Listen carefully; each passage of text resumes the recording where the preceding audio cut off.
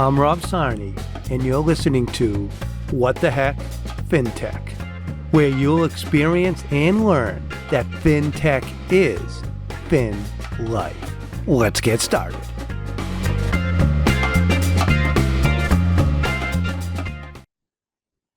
Welcome, everybody. Wait till you hear this episode today. This is the pure reason and the best example I think I'm ever going to have is that fintech is fin life. And Jiwon, who we're going to have today, is an unbelievable guest. We had the opportunity to do WPI student fintech capstone projects together when he was at the 𝐓𝐡𝐞 and bringing that baseball and fintech together. And as I said in this podcast before, sports and fintech is my nirvana. I love it, right?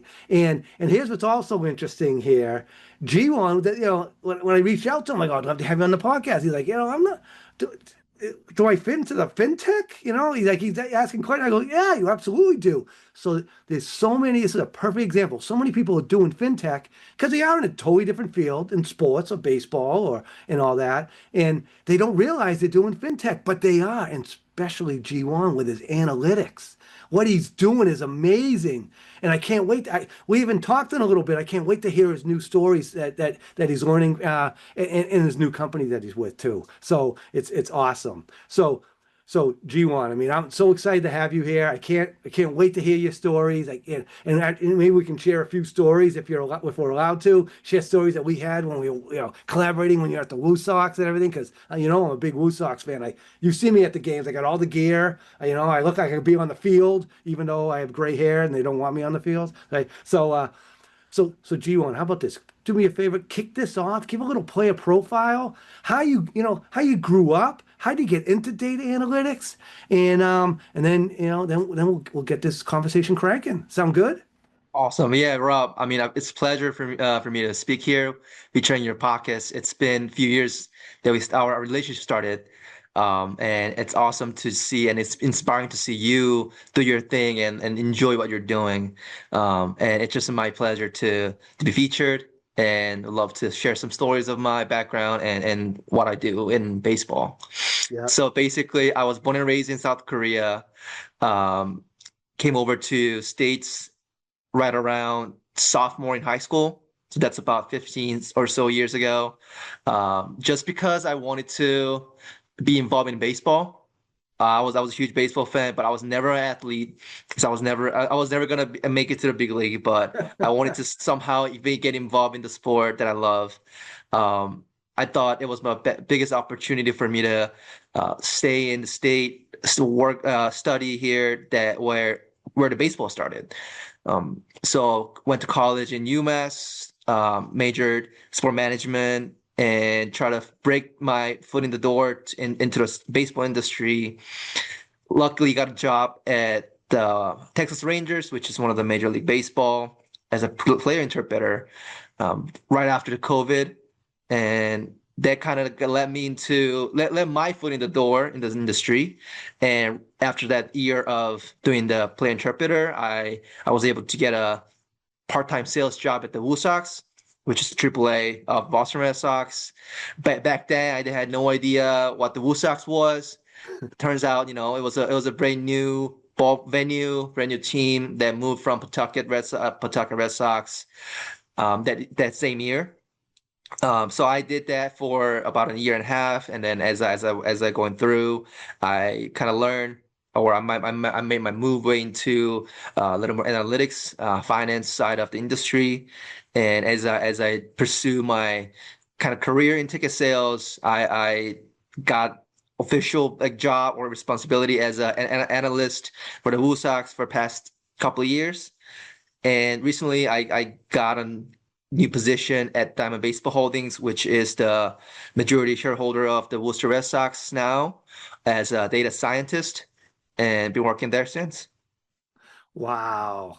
And a little bit about the Diamond Baseball Holding, right? So that's a big organization, right?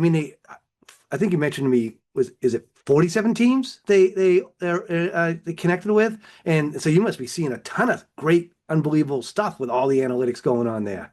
Absolutely. So Diamond Baseball Holding is relatively a new organization. It's been around for less than 4 years, I believe. Right now, we have the company owns majority shares of 48 different minor league baseball teams. Wow. And we don't deal with any of the player stuff. It's everything about the base business side of the stadiums, operations, just to make sure fans get to enjoy their ballpark experience as a whole, and try to provide the resource that single teams might be challenged to get, but as a whole group, so we get to have the resources that major league team might have, or they might not even have.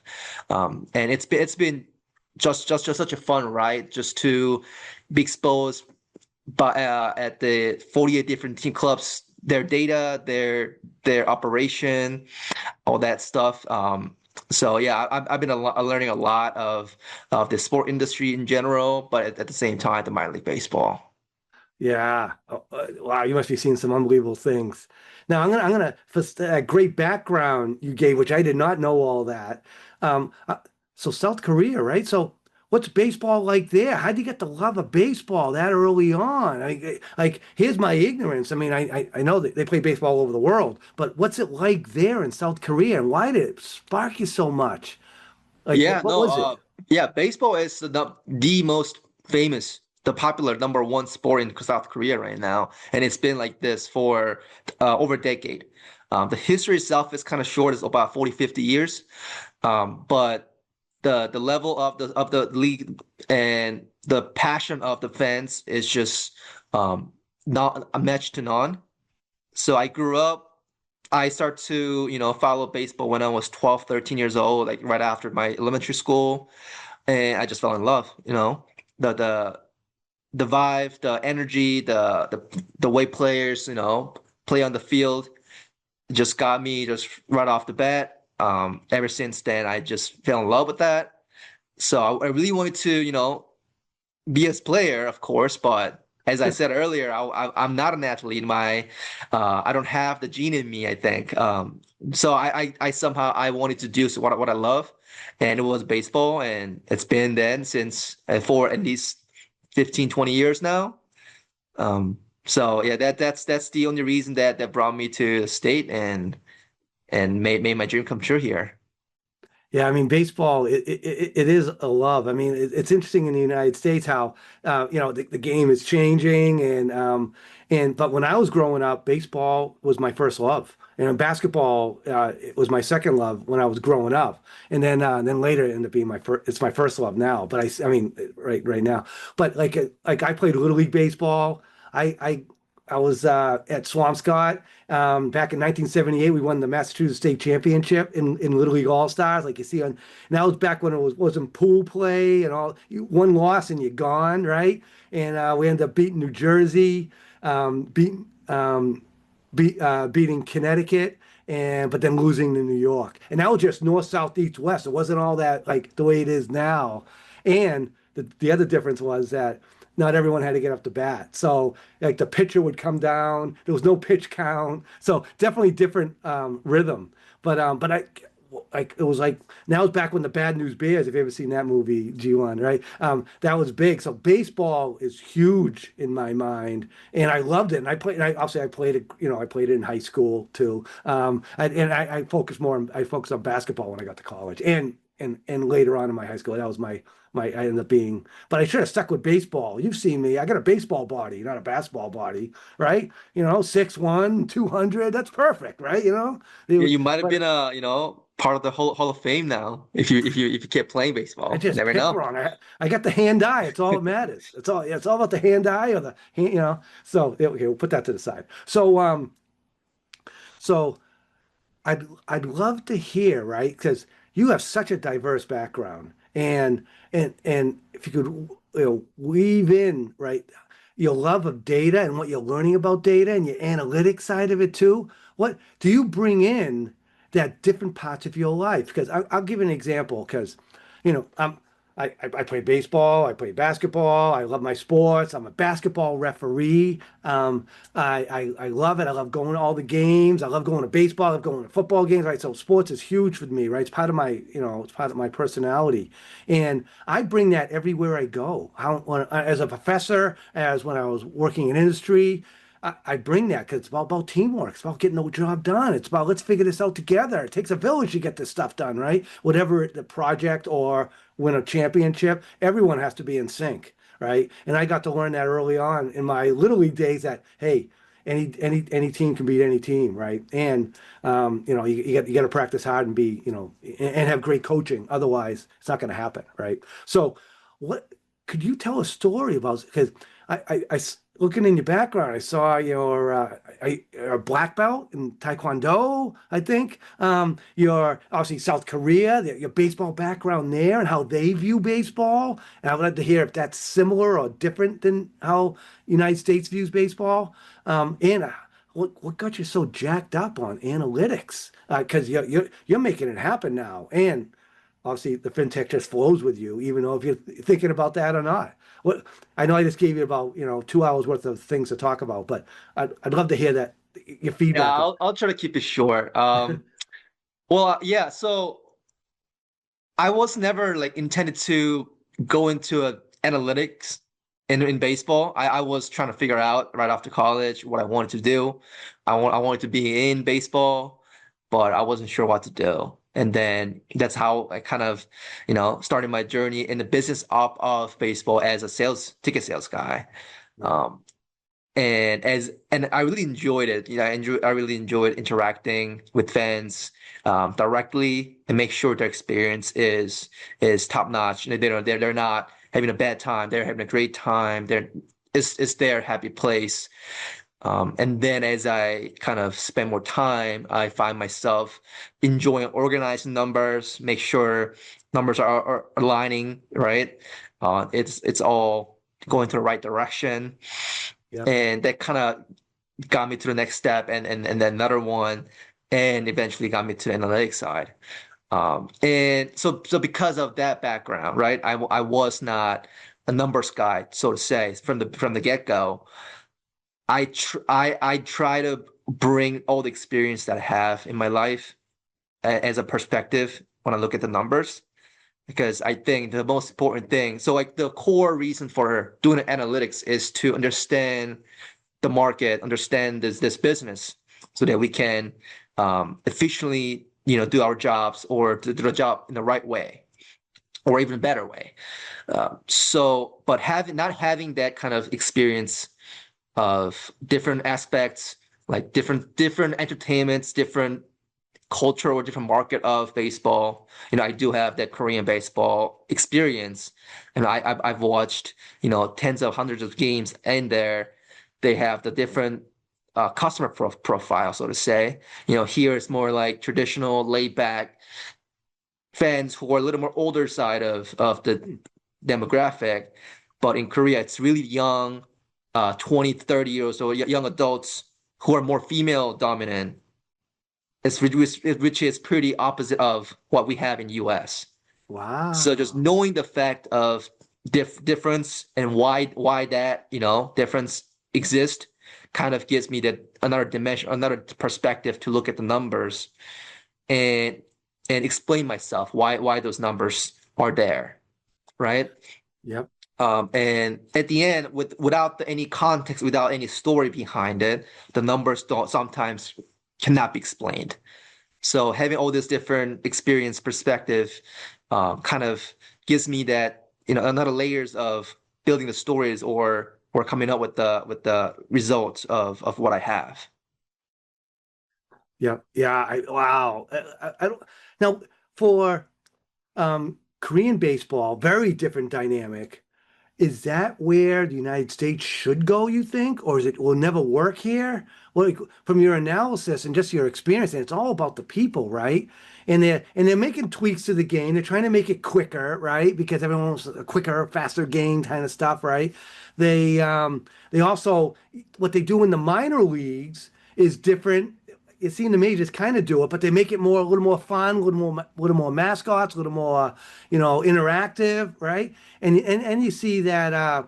I'm going to say it wrong. The new type of baseball we see where they're dancing, what is it, like the bananas something? I forget what it's Yeah, called. banana ball. Banana ball, right? So it seems like that's like a party, right? But I don't know. That reminds me of like Harlem Globetrotters type basketball. It's it's kind of staged. So I don't know about that. I like I don't know. I'm old though, so I'm not the right audience, right? So, but I find it interesting. How do we get the younger? What do you think also here in the United States compared to Korea? How do we get the younger folks back? And I think they're trying to do that with some of those tweaks with the game, with the clock, all that stuff. And if you could tell a story of what you're hearing with the data that you're maybe working on, and you can try some things at the minor leagues that maybe the major leagues might not want to try yet, and try it first with you in the minor leagues. Like, I'd love to hear Yeah, that, like your perspective absolutely. on that. I think the league is like the sport is moving to a right direction right now. Of course, there's definitely a pushbacks, but they are definitely trying to shorten the game itself, like pace it up, Mm, where you get the actions a little more frequently. But I think we're gonna get to a certain point where you just can't push it further.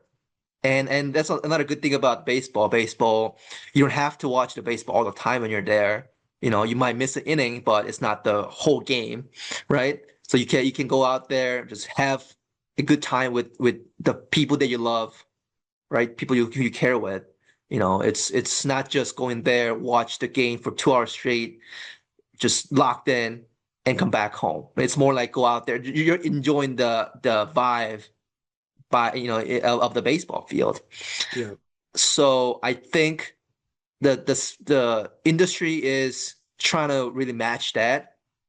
Of course, because of different demographics, here in South Korea, South Korea is really intense. They're there to really watch the game, really like cheer back up for the player, for the team.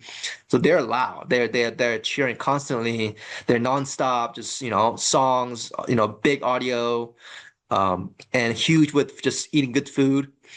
But here it's a little different. We're not really trying to lock in for 2 hours straight here. So I think that's very good direction that we're heading into. At the same time, because of those diversities in the content, like as you mentioned, Savannah Bananas, there's a Cosmic Baseball side as well, where if you want to enjoy the whole day just watching that content, then you can definitely do it. So just Yeah. having the different types of content that are within the baseball spectrum, I think that's really good for this industry in general. So younger generations, I think baseball is not trying to do on its own. It's really trying to compete with rest of the content and entertainment, right?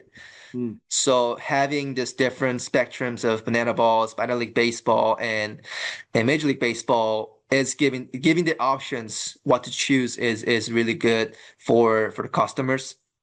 And some things that we are also trying to figure out, because now that we have kind of great size of the data with the 48 teams of the few years of data that we can actually work with, we're trying to figure out if there's any promotions in the past that fans reacted a lot better than the other ones. If there mm. are some things that we tried out and had a great result, but we missed out on. So learning that, I think we will understand more of our fan base, what they're looking for, what really brings their interest into minor league baseball or baseball in general. And then I think next couple of years will be more like a test run of, okay, we know now some things. Let's try if that actually works. And if that works, then it's going to be the future plan. So that's something that, I'm hoping to find out and learn more about for the next couple of years. Yeah, that's great. I'm going to give you another question because you said you work with the Rangers. Well, Texas is very different than Massachusetts. I mean, baseball's baseball. The rules are the same, right? But the cultures in each of those states are very, very different. Maybe not for baseball, right? Because baseball's baseball. So then you come. So what did you learn in the Rangers as being sales, right? To what customers really want. Is it really any different than what they want in Massachusetts with the Red Sox and obviously the Woo Sox you have, intimate knowledge about? Do you see a difference there at all? Well, so with the Rangers, I was on the player operations, so I wasn't as involved in the sales or business side. Yeah. But I did kind of sensed there's slight difference, not only in a state, like in a location, but also in the level of baseball. Right, Mm, I was with the Major League Baseball, and at the same time, I also spent a good amount of time in their AAA affiliate, which is a Round Rock Express. mm, Their fans are a lot more towards that traditional baseball, U.S. baseball fan demographics, whereas I think in Massachusetts, it's a little more diversified in terms of mm, ages or genders as well. mm-hmm. I see a lot younger generations coming into the ballpark here in Worcester. But when I was in Texas, it was really like the typical kind of the demographic that we just discussed, like older people, who are kind of some are retired or some are in their late career, who are trying to enjoy just their free times or just enjoy the baseball itself. Yep. Yep. And now with Diamond Baseball Holding, right? I assume those 48 teams that you mentioned, are they all over the country or are they more regionalized? Because they must have a different, I bet they all have little different challenges, little different advantages, right? Depending on, like kind of what you just talked about with Major League Ball and minor league ball, but these are all minor league. And then you get different parts of the country that's a little bit different. What are you seeing? And it might be too early to answer this question, but I'd love to hear, are there any dynamics that you're hearing? Oh, that works here, but it won't work there in whatever area of the country. Yeah, I mean, yeah. So 48 teams that are really across the all United States, and some in Canada. So we have teams in Ontario, Vancouver. We also have some teams from Worcester to Midland or New Mexico. So it's really everywhere in the States. And what I don't think we are still there yet. We're heading into the right direction of figuring out if certain things react to certain market. Mm, Right now we're trying to just understand in general a population what works for all teams or what's the general voice in baseball, in minor league baseball. But I will say some things in data picks up on the trend, right? So if there are teams that are performing well in general, if they have a nice relationship with their customers, they have the strong communication channels. Those teams happen to get definitely will get better data that we can work with on certain like project or promos that we're pushing on, compared to so we can learn what teams are doing great on their operations, make sure they're communicating with their fans, and then versus teams are kind of lacking that side of the business. yeah. Yeah. And I know, and it's all about the data, right? I mean, and I love the way you talk about you have to talk with, you have to see, you have to experience it, you have to talk with the fans, right? That fan experience is huge. Please come back to part 2 with Jiwon as he goes deeper into the importance of the fan experience, tracking the data, the technology, and all the connections with fintech. Thank you for listening to What the Heck Fintech. Make sure you tune into our next episode as we continue to interview fintech leaders and share real-world stories from across the fintech ecosystem so you can fully understand that fintech is fin life.